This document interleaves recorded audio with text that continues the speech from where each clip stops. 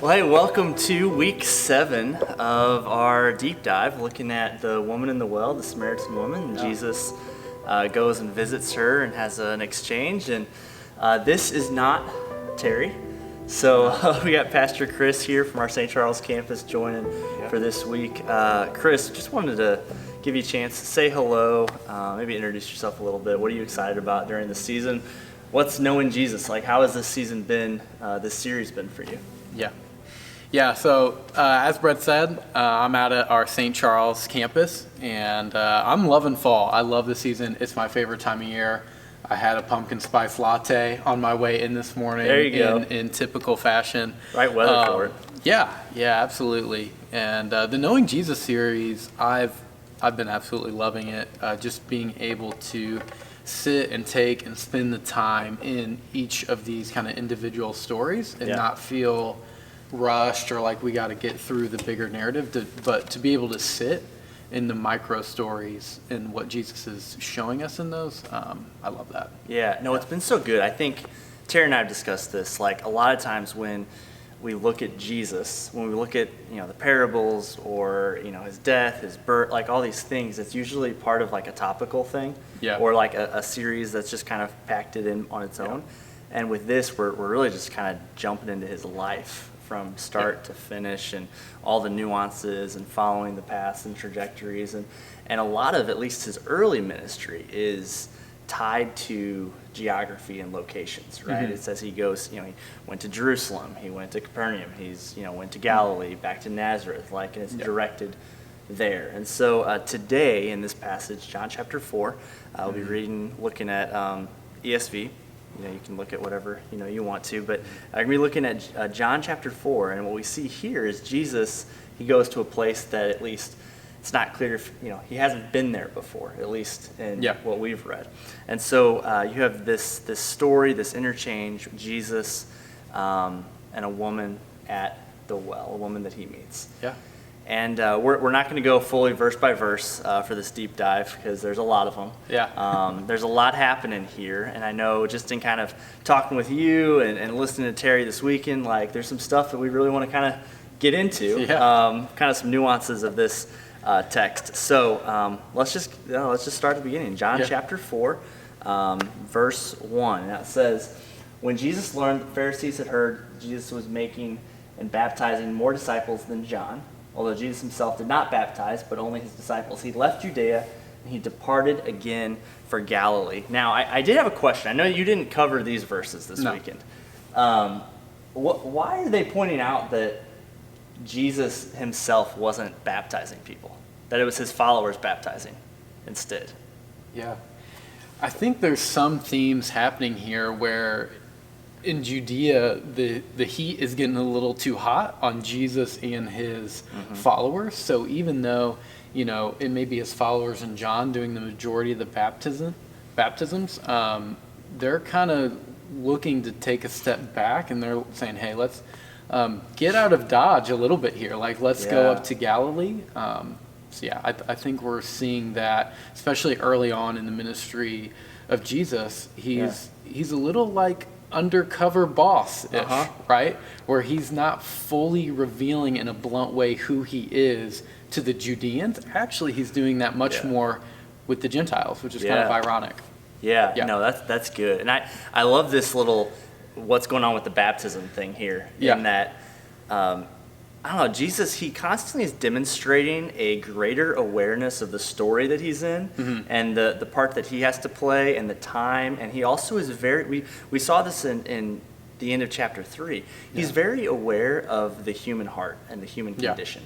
And so there's like almost this awareness here that Jesus knows, hey, if he is the one baptizing people, when he's no longer here, right, who are they going to follow, right? They're going to follow his disciples. And so I love what he is doing. Just real subtly there. So he left Judea and he departed again for Galilee. So he is going home, but to get there, he has to go through a place, right? Right.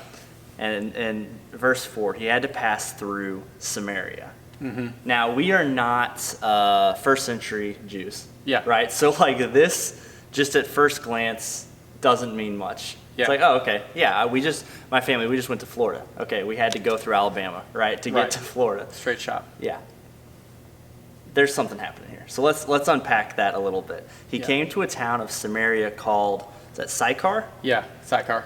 Yeah, near the field Jacob had given to his son Joseph. So what's the significance of him having to go through Samaria?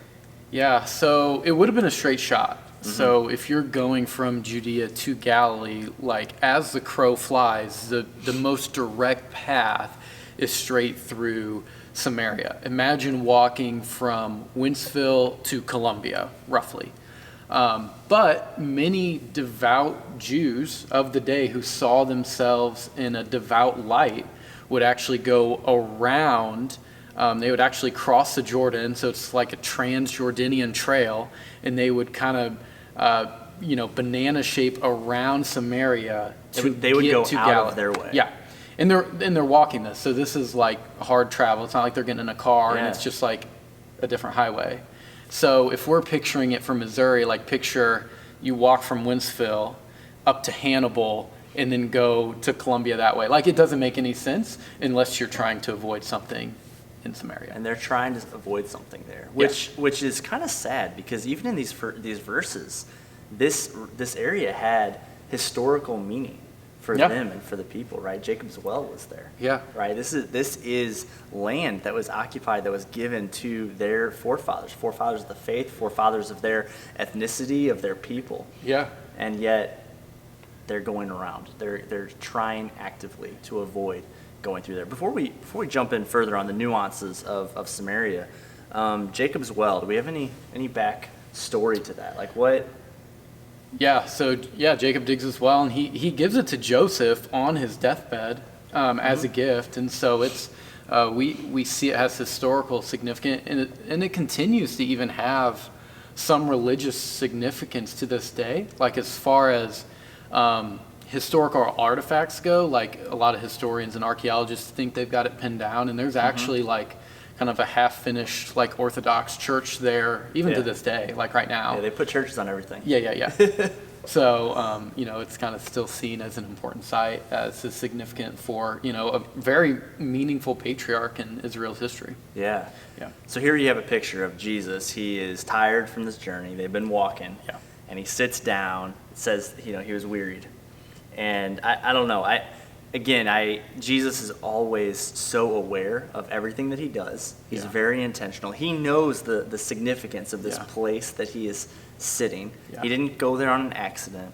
I even wonder, right, we talked a couple weeks ago about Jesus embodying kind of this new Israel, this new humanity. Mm-hmm. And Jacob, right, is renamed Israel, and this is a place of worship. And so there's just all this stuff that's happening, and yet the people there were not united with the people of God. Right. Which is kind of what we're going to jump into here in verse 7. Yeah. So a woman from Samaria came to draw water. Jesus says, "Give me a drink." For his disciples had gone away into the city to buy food. Now, first blush, okay, you got a dude who's thirsty. She is coming to draw water, so she's probably got whatever she needs to do that. And he's like, "Hey, can I have a drink?" Yeah. His disciples would have done it for him, but they were not with him. Yeah. And then here's where we get the real money in verse 9. The Samaritan woman said to him, "How is it that you, a Jew, ask for a drink from me, a woman of Samaria? For Jews have no dealings with Samaritans." Yeah.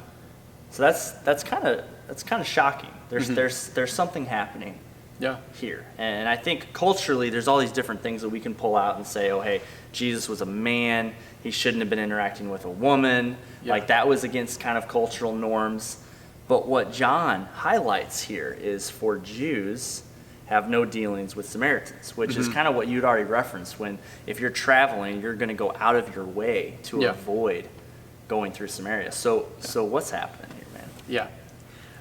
So I think when we usually come to this verse, like when we have some familiarity with the Samaritan woman at the well, the majority of what we think is scandalous in this situation is that there's a man alone with a woman at a well at noon in this arid desert environment. So not abiding by the Billy Graham rule right, at all. not abiding by the Billy Graham rule at all. It seems like she's naturally a little bit of an outcast. She's by herself in a time when you wouldn't naturally draw water.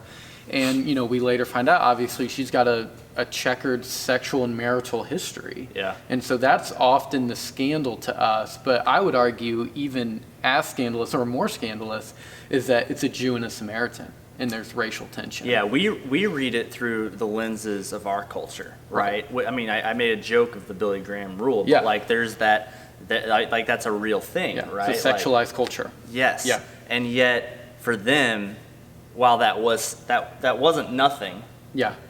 the fact that she was Samaritan was everything. Yeah. Uh-huh. And this has a long history because when the kingdoms get exiled, the Assyrians take most of the prominent Jews out of Israel. So the leaders, the people with wealth, anyone with political influence was taken out, and then they imported a lot of their own people.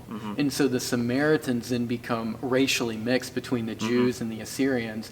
And so the Jews in Judea look down on them with disdain because they're seen as half-breeds. And there's all sorts of wild rumors and narratives that are made up about them to kind of systematically oppress them. Yeah. So racial issues, not just a 21st century American thing.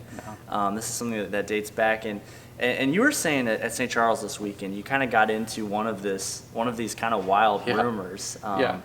Not factual, not biologically not true or possible. Yeah. But you just elaborate on that a little bit, just to kind of give us, I think, the depth of how much disdain the Jewish people had towards their half siblings. Yeah. So the Jews spun a narrative about the Samaritans that all the Samaritan women would actually perpetually menstruate from birth.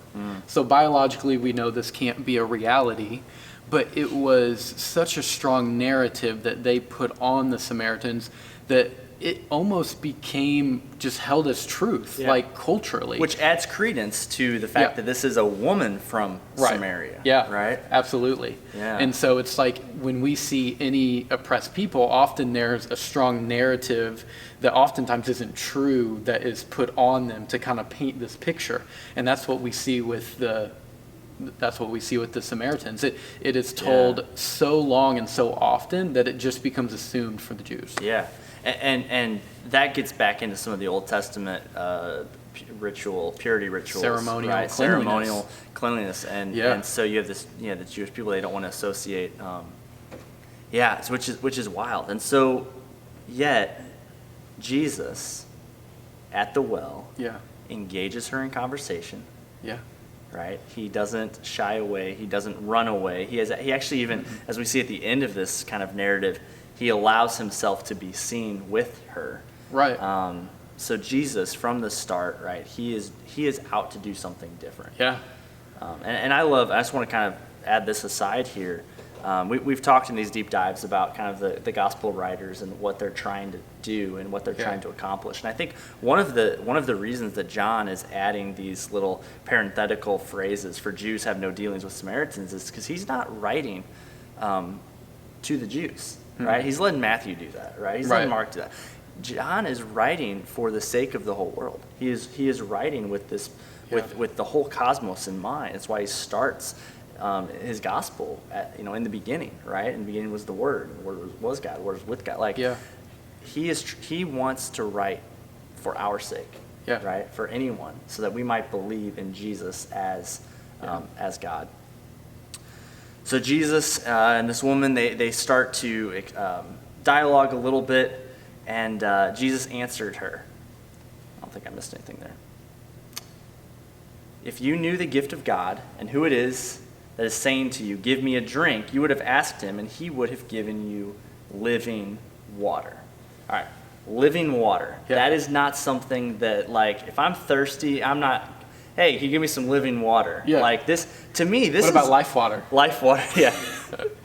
This is an odd expression. Yeah. And I think it equally confuses her a little bit, even though she takes it and she, engages him a little bit theologically. Yeah. With, okay, we're talking about worship here, but Yeah. living water. Yeah. What is that? So in the first century, living water kind of has a dual meaning. It has a dual purpose. People would use that to describe water that did not have to be dug for. So a stream, a river, a fresh flowing spring. This is like minimum work required to get your fresh water. So they call that living water.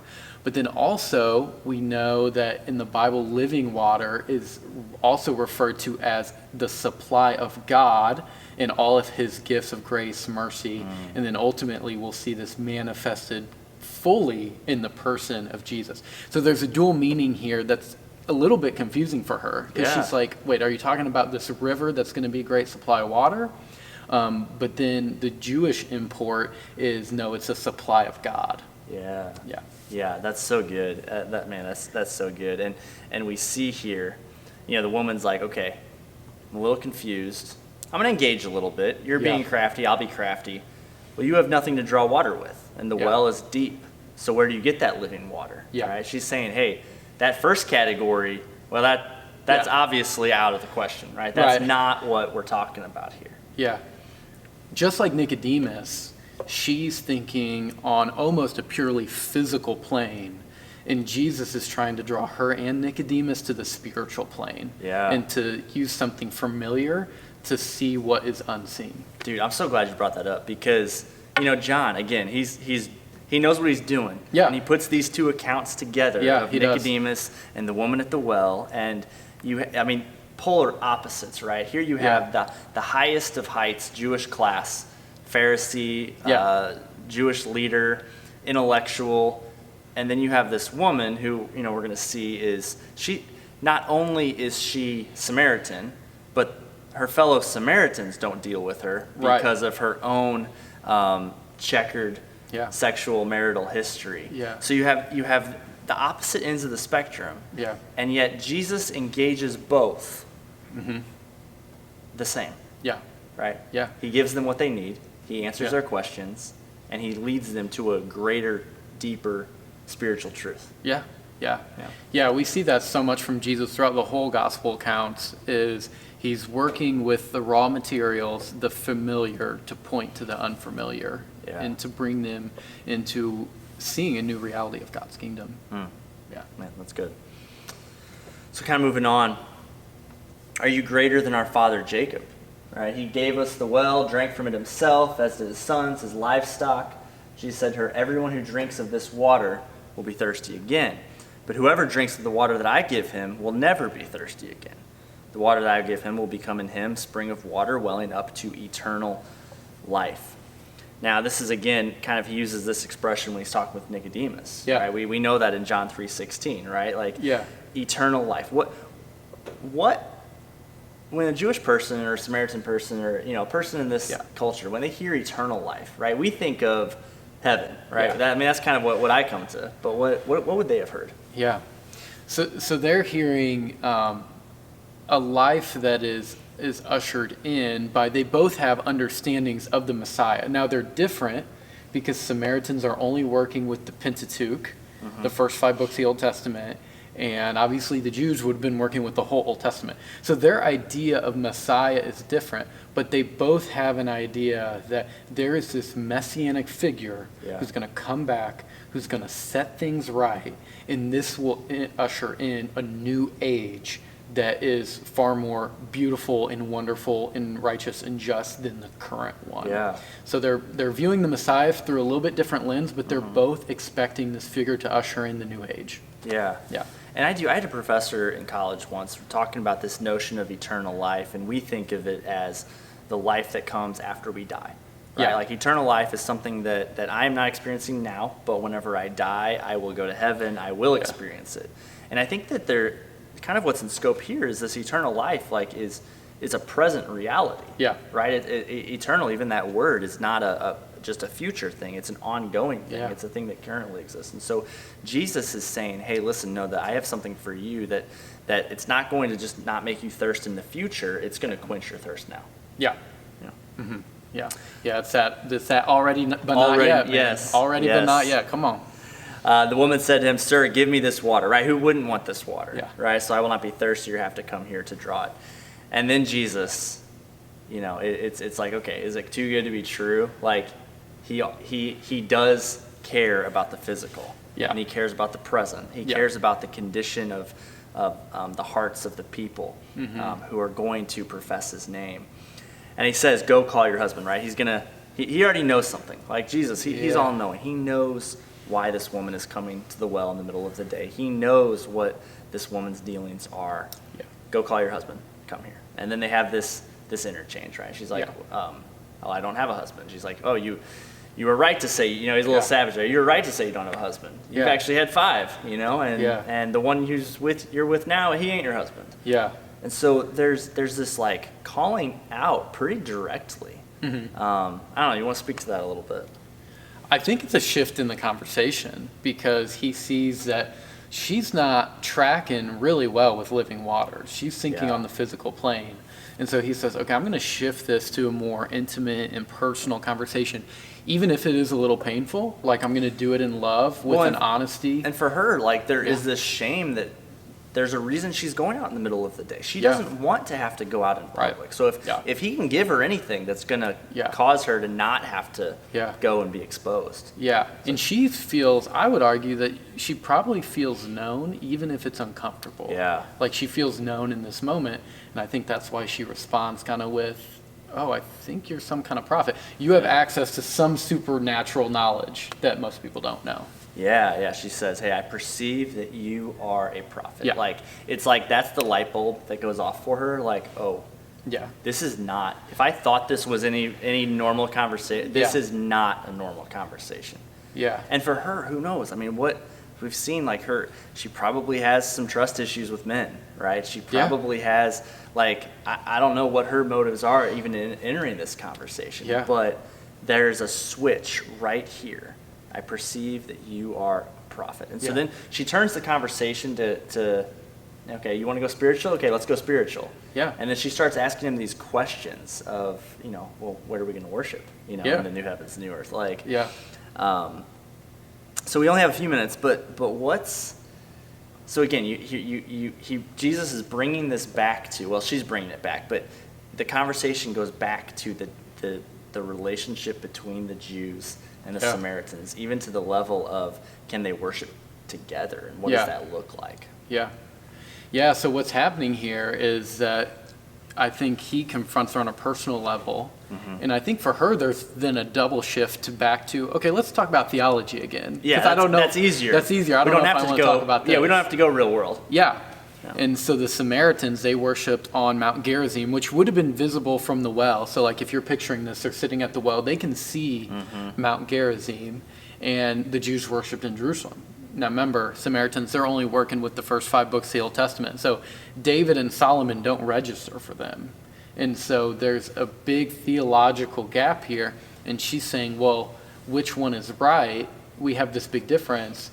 And Jesus flips the script and says, hey, stop worrying about Gerizim or Jerusalem. Like, there's going to be a new age where the presence of God isn't going to be, primarily in a physical locale. Like, it's going to dwell in the believer. Like, it's going to be far beyond these petty theological disputes of, like, which mountain is it? Yeah, true worshipers, right, in verse 23, will worship the Father in spirit and in truth. And the focus there is the Father. Yeah. Right. And then he says the Father is seeking such people to worship him, right? So that is such a good, and I think we do this, right? We take our own thought. Okay, Jesus, if I'm going to worship you, if you're calling me out of whatever this is, then can we at least do it on my terms a little bit? Yeah. And he's saying, hey, listen, the question you're even posing is wrong. Yeah. Right? The location you worship, it doesn't matter. Yeah. It's the person that you worship. Yeah. And he doesn't celebrate her incorrect theology, because he does say, right, like, life truth comes through the Jews.